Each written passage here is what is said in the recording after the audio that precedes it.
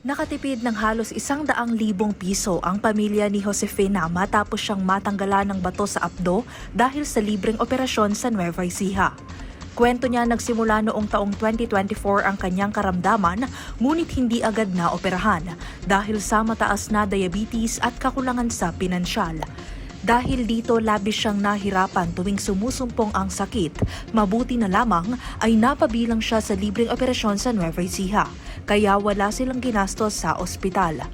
Sobra po, malaki talaga. Malaking tulong po sa kapwa ko mahirap. Dahil po kasi hindi po kami gumagastos sa lahat ng gastusin sa ospital. Ang aming gastos lang po yung pagparito, pagkain, yun lang po yung gastos namin. Emosyonal siyang nagpasalamat sa pamahalaang panlalawigan sa pamumuno ni na Governor Aurelio Oy Umali at Vice Governor Hill Raymond Lemon Umali.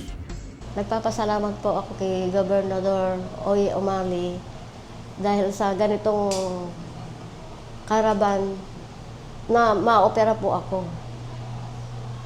Maraming salamat po kahit po sa mga staff. Nagpapasalamat pa ako sa lahat ng staff po ng gumagabay sa amin, sumutulong. Papasalamat po ako, lalo na po sa ating Panginoon. Samantala, nagpa-opera rin ng cyst ang residenteng si Arminio Collado upang mawala ang kanyang matagal ng karamdaman. Dahil sa cyst, palagi umano siyang nahihiya sa ibang tao kaya tinatakpan niya ito ng panyo o sombrero. Ngayong naalis na ang bukol, buong puso siyang nagpasalamat sa Kapitolyo para sa maayos na serbisyo. Maraming salamat po na meron kayong ganitong mga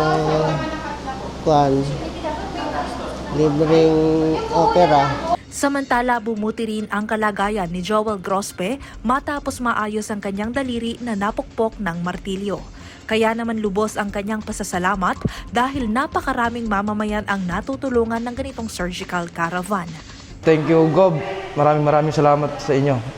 Dahil po sa inyo, napakaraming pong tao na tulungan nyo. Thank you po. Isa na rin po ako sa natulungan nyo. Thank you, Gob. Thank you po. Patuloy na naghahatid ng mga ganitong programa ang pamahalaang panlalawigan ng Nueva Ecija para sa kapakanan ng lahat ng Novo Ecijanos. Kasama si Jerome Tiquia, ako po si Carmel Joy Miguel, nag-uulat.